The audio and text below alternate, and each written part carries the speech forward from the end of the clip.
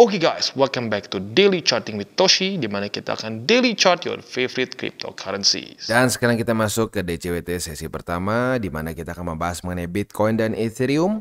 Buat lo yang pengen pair favorit itu dibahas, lo boleh komen di bawah. Apabila cukup banyak demandnya, kita akan masukkan ke DCWT sesi kedua. Dan kita bisa di sini cryptocurrency market pump sebesar 6,17% ya. Dengan total market cap mencapai di 2,33 triliun US dollars. Dengan Bitcoin dominance yang turun sebesar 0,02% dan peningkatan volume sebesar 11,02% ya. Walaupun overall pump kita bisa di sini ya, Bitcoin rally sih, rally 4,29%, Ethereum 3,71 dan beberapa alts oke lah ya. Tetapi seperti yang gue bilang dari kemarin-kemarin ya, faktanya bukan pump yang kita pikir gitu, karena masih banyak orang yang berpikir bahwa lihat nih, setiap halving nanti akan ngepump. Kan gue udah bahas di video gue ya. Ini dia faktanya ya. Ngepump sideways saja seperti di sini. Sideways beberapa hari baru ada rally. Kita lihat lagi halving kedua di sini. Ini malah ngedam ya. Halving pertama ya sideways beberapa hari baru rally. Nah, jadi ya makanya kenapa gue bilang jangan coba jaga lilin, buka posisi over leverage berharap kaya dalam sehari ya, karena statistiknya kita lihat sendiri, nggak banyak terjadi apa-apa saat halvingnya. Biasanya tunggu beberapa hari, dia ngelihat apakah supportnya bertahan atau tidak, naik. Kalau ternyata nggak kuat, ya jebol kayak di sini nih, di halving kedua. Oke, jadi kurang lebih seperti itu ya. Halving sudah selesai, atau lebih tepatnya sudah terjadi. Block reward sudah dipotong menjadi 2, didiskon ya, bukan didiskon sih sebenarnya, dipotong jadi 2 aja. Lagi-lagi ini adalah suatu hal yang bullish secara long term. Kenapa? Karena net issuance dari Bitcoin akan berkurang. Bitcoin yang akan masuk ke market ya, Bitcoin yang fresh, yang baru gitu ya, akan berkurang setengah. Terus sampai ke ya otomatis ke halving selanjutnya jadi setengah lagi ya. Dan itu adalah satu hal yang cenderung ya positif. Supply demand ya. Demandnya stay the same, supply-nya berkurang, apa yang terjadi? Harga meningkat ya.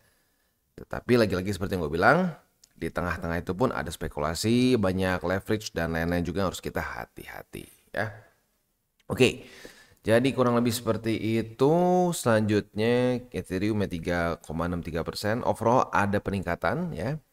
Lalu selanjutnya seperti biasa gue akan reminder bahwa sekarang TCI sudah aktif di Twitter. Buat yang belum follow silahkan bisa follow di @toshicryptoindo, di mana kita akan membahas sesuatu yang berhubungan dengan kripto. Bentuknya bisa analisa, news maupun juga memes ya. Oke, selanjutnya gue ingetin nih, jangan sampai lupa Launchpad sekarang ini sudah dalam tahap snapshot ya.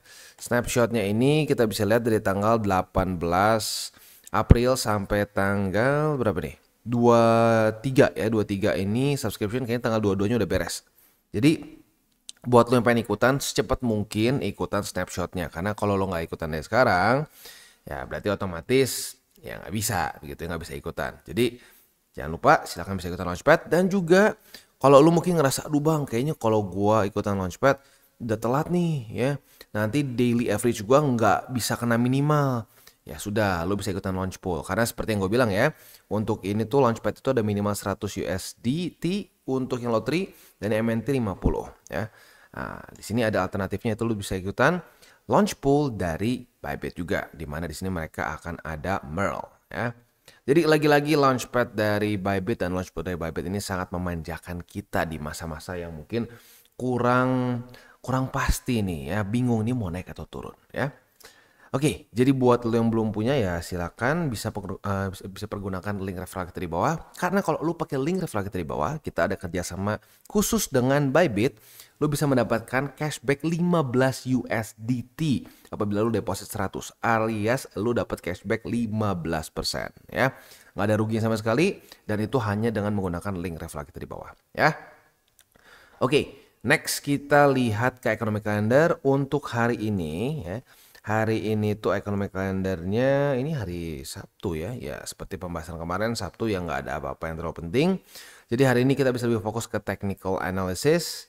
Sementara untuk besok itu nggak ada event sama sekali. Jadi ya udah lebih fokus ke TA aja gitu ya. Next kita geser ke news, dan news ini datang dari IMF ya, di mana ini gue juga kaget ya tiba-tiba bisa keluar statement seperti ini. IMF menyatakan bahwa Bitcoin sudah menjadi suatu suatu alat finansial yang diperlukan untuk mempreserve wealth. Ya gila sih ini, gila. IMF ya. Ya bisa dibilang institusi yang harusnya terganggu dengan keadaannya Bitcoin. Tapi I guess when you cannot beat them, you have to join them. Ya, luar biasa ya. Jadi ya mungkin dari cycle kemarin yang terus bilang Bitcoin itu scam, yang bilang Bitcoin itu Ponzi dan seterusnya, pelan-pelan mungkin akan terconvert. Mungkin gini deh, kalau gue pribadi sih statement ini doesn't mean anything menurut gue, karena gue tahu Bitcoin emang benar-benar berharga ya, tapi gue nggak kebayang aja gitu IMF yang ngomong, padahal jelas ini dulu adalah musuh dari Bitcoin ya, musuh dari Bitcoin dan berusaha terus untuk menjatuhkan Bitcoin ya. Tapi ya itu lagi-lagi akhirnya kalau sampai lu udah nggak bisa mengalahkan satu hal atau satu orang, ya daripada rugi mending ikutan gitu ya, luar biasa. Next kita geser ke analisa di Twitter. Kemarin kan kita udah bahas scenario bearishnya ya, kita bisa sampai ke angka 5354 ya, 53.000 sama 54.000 USD. Nah ini adalah scenario bullishnya, di mana mulai terbentuk suatu pola Wyckoff ya, reaccumulation. Percis nggak?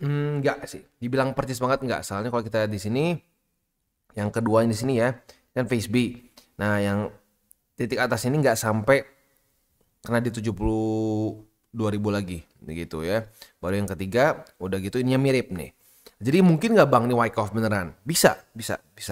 Ya makanya seperti yang gue bilang, kita itu harus siap dengan dua skenario ya. Kita sebagai seorang trader itu harus siap apabila terjadi skenario yang kita inginkan maupun yang tidak kita inginkan. Dengan cara apa? Dengan kita persiapkan portofolio kita. Contohnya kayak apa? Contoh kayak gini, kalau gue pribadi lu udah tahu bias gue adalah gue lebih cenderung melihat market akan lanjut lebih dalam dropnya ya. Tetapi bukan berarti karena seperti itu ya udah gue nggak usah akumulasi lagi. Gue akumulasi nanti waktu kena di bull support band. Enggak, gue tetap akumulasi, tetapi jumlahnya dikecilkan ya.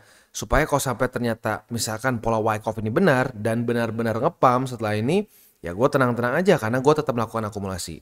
Kalau gue tidak melakukan akumulasi, yang terjadi apa? Waktu dia ngepump, gue panik dan ujung-ujungnya beli di resisten, cut loss. That's bad. Ya, itu dia makanya kenapa kita harus terus melakukan akumulasi. Tinggal yang kita tweak adalah berapa besar akumulasi kita.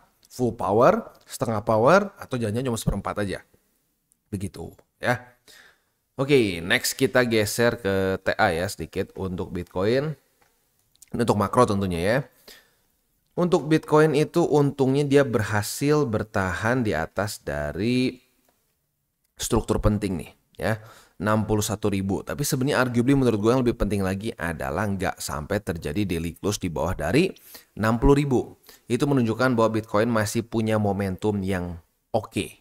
Gitu, momentum yang oke, masih ada chance untuk lanjut membuat suatu higher high ya. Nah, tetapi PR besar kita adalah apa? MA20 ya. Saat sudah terjadi death cross, gue udah bilang kan, death cross itu bukan ngedam, death cross itu malah apa? Rally. Apa yang terjadi? Death cross, rally. Nah, setelah death cross, biasanya sih yang paling sering terjadi death cross adalah MA20 dan 50. Nah, 20-nya ini apakah akan menjadi tukang pukul atau tidak? Itu yang menjadi pertanyaan besar ya. Karena kalau sampai dia jadi tukang pukul, biasanya terjadi lower low begitu ya. Jadi ini nih PR dalam beberapa hari ke depan adalah apakah Bitcoin akan dihajar oleh Mike Tyson nih ya, MA20, atau Mike Tysonnya malah yang KO, jangan-jangan nih ya. We'll see ya. Jadi ini PR besar sampai dia kontak ke MA20. Next kita ke indeks dolar sendiri, ini market close ya, kemarin daily close-nya oke lah, minimal dia mulai ada pertanda membuat suatu lower high. Semoga bisa lanjut lagi melemah momentumnya dan ya kalau bisa ngedam lah begitu ya. Bitcoin dominance ada peningkatan ya, tapi nggak ekstrim sih, oke lah ya. Ada peningkatan tapi nggak terlalu ekstrim. Dan selanjutnya ya overall sih seperti itu ya. Market seperti yang gue bilang dari video di halving gue, jangan berharap yang aneh-aneh. Karena pada faktanya ya kita lihat sendiri ya, secara data dan fakta, halving itu biasanya nggak terlalu banyak pergerakan gimana di hari halvingnya ya. Ya sendiri. Ini weekly bahkan ya, lihat. Sideways berminggu-minggu loh. Berminggu-minggu baru ada pergerakan. Lalu halving kedua ya. Halving kedua ya ini mungkin masuknya sideways dikit terus ngedam begitu ya. Dan halving pertama itu juga dia cenderung ya nggak kemana-mana juga sih ya, konsolidasi. Jadi makanya kan gue udah bilang dari kemarin-kemarin, jangan berharap jaga lilin dan lain-lain lah ya, karena statistically speaking saat terjadi halvingnya itu sendiri nggak banyak pergerakan ekstrim.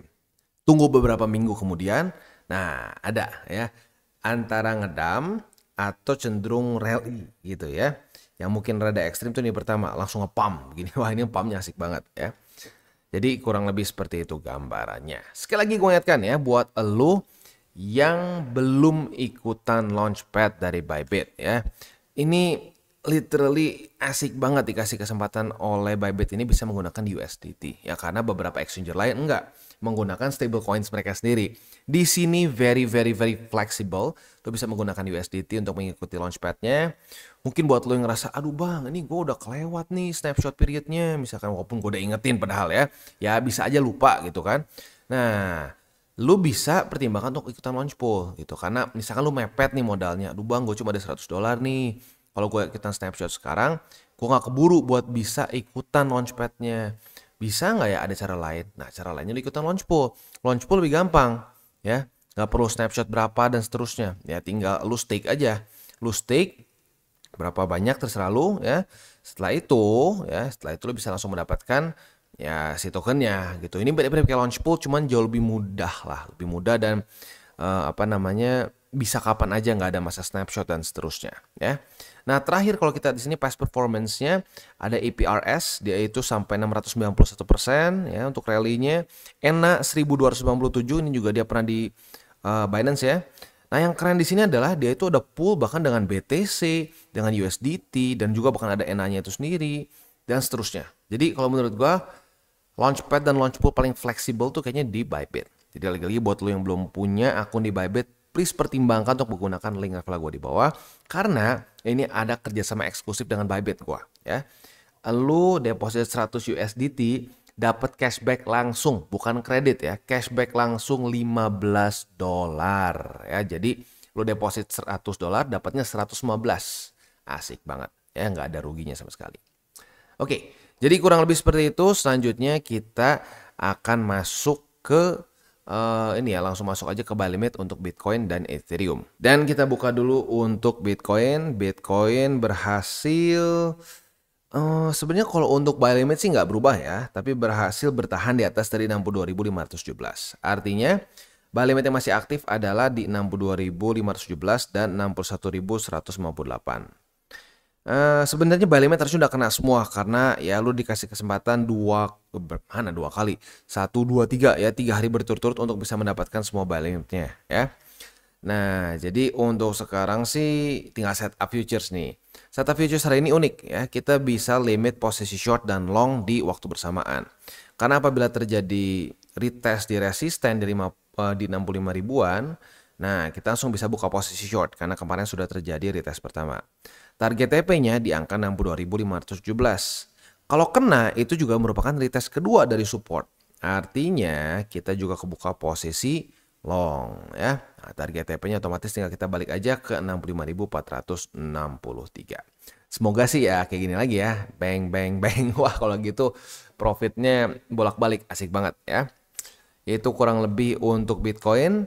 Next kita geser ke Ethereum. Untuk Ethereum good newsnya juga sama ya. Dia masih bisa berhasil bertahan di atas dari bukan MA. Tapi buy limit 2 dan buy limit 3 ya. Jadi untuk sekarang sama seperti Bitcoin, buy limit kedua di 3014 dan buy limit ketiga di 2920 masih bisa kita pasang ya. Itu untuk posisi spot di Ethereum. Untuk posisi futuresnya, retest 1 sudah terjadi kemarin di 3014. Apabila pada hari ini terjadi retest kedua, kita bisa buka posisi long dengan target TP di angka 3156. Sekali lagi, Ini kita bisa langsung pasang limit aja karena kemarin sudah terjadi retest pertama. Jadi saat dia kena di sini nggak perlu tungguin, otomatis kebuka posisi longnya dengan target TP kita yang harus kita pasang nanti ya di 3156 ya. Itu kurang lebih setup untuk di Ethereum. Overall semuanya cukup oke sih ya.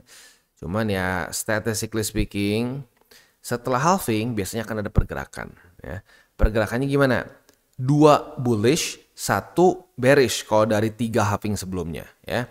Jadi ya secara possibility kita tunggu beberapa minggu kemudian itu cenderung rally ya. Atau lebih besar secara statistiknya rally. Tetapi kali ini Bitcoin kecepatan naiknya ya, dia terlalu overbought. Apakah karena itu kita bisa masuk ke dalam skenario yang lebih bearish? Kalau gue pribadi lihatnya lebih seperti itu.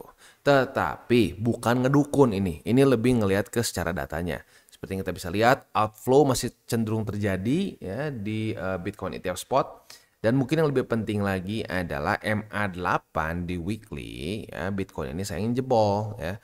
Jadi yang seperti kita sudah bahas dari kemarin MA8 weekly jebol. Dan statistiknya saat ini jebol akan ke MA20 begitu ya. Nah kalau ke MA20 ini cukup dalam begitu, ini masih belasan persen. Jadi kita lebih baik siap-siap dengan skenario seperti itu ya. Oke, jadi kurang lebih seperti itu untuk DCWT kita sesi yang pertama. Jangan lupa ya untuk lu yang pengen pair favorit lu dibahas di DCWT sesi kedua, boleh komen di bawah. Apabila cukup banyak demandnya, kita akan masukkan pair tersebut ke DCWT sesi kedua. Ya sekali lagi kalau banyak demandnya bukan berarti lu komen harus masuk ya. Karena kalau cuma satu orang yang komen masuk, ya pusing juga. Gue pairnya kayaknya harus bahas ribuan mungkin ya. Nah itu, dan jangan lupa juga buat para newbies, please ingat 3 golden rule, jangan pakai uang panas, jangan over leverage, dan berpikirlah jangka panjang ya. Yang paling penting sebenarnya 2 dulu itu sih ya. 3 sih yang yang over leverage itu mungkin masih bisa lah ya. Itu mungkin kalau secara prioritas itu yang nanti kalau udah lu belajar futures gitu. Tapi jangan pakai uang panas dan berpikir jangka panjang ini terdengar simpel tapi banyaknya orang-orang gak mau ngelakuin. Dan itu menurut gua adalah penyebab utama dari orang boncos, cut loss, mending cut loss, liquid gitu ya. Ingat 3 golden rule itu bukan berarti lu pasti jadi sultan, bukan.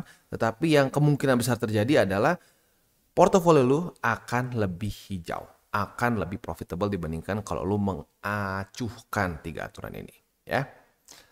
Dan kurang lebih seperti itu untuk DCWT sesi pertama. Oke guys, jadi itu adalah akhir dari segmen DCWT kita pada hari ini. Dan jangan lupa bagi kalian yang merasakan manfaat dari segmen ini, jangan lupa untuk share ke teman-teman kalian. Dan apabila lu pengen mensupport channel kita, ya TCI, jangan lupa untuk menggunakan link referral kita di bawah. Nggak wajib ya, tetapi apabila lu menggunakan link referral kita di bawah, ada macam-macam ya, dari Bybit, Huobi, Maxi, toko kripto, dan banyak lagi ya. Ya, walaupun nggak wajib, tapi kalau menggunakan link referral kita, lu secara langsung membantu perkembangan dari TCI. Dan satu lagi, jangan lupa juga untuk join Telegram group kita, di mana kita bisa ngobrol-ngobrol santai mengenai dunia cryptocurrency secara 2 arah. So, jangan lupa untuk like, subscribe, klik the bell icon, and see you on the next video.